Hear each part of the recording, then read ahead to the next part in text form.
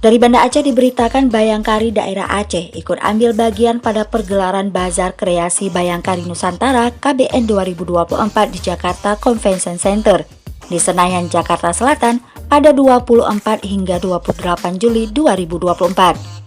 Tercatat lebih dari 500 tan usaha mikro, kecil, dan menengah UMKM Bayangkari dari seluruh Indonesia ikut berpartisipasi dalam Bazar KBN tersebut. Produknya pun beragam, mulai dari kuliner, kerajinan tangan, hingga fashion. Salah satu stan UMKM yang ada pada Bazar KBN 2024 itu adalah milik Bayangkari daerah Aceh. Stan tersebut diisi berbagai kerajinan tangan, baju khas Aceh, kopi, serta kuliner dan cemilan dari Serambi Mekah.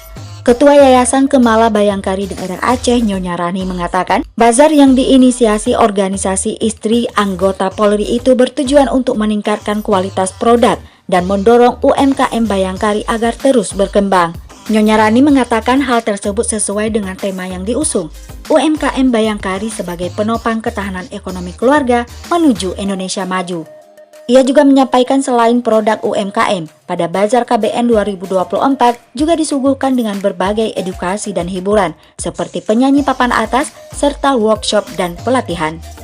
Bidik Lovers, jangan lupa support channel ini dengan cara subscribe, like, share, and comment, dan hidupkan lonceng untuk menerima notifikasi terbaru dari Biones TV.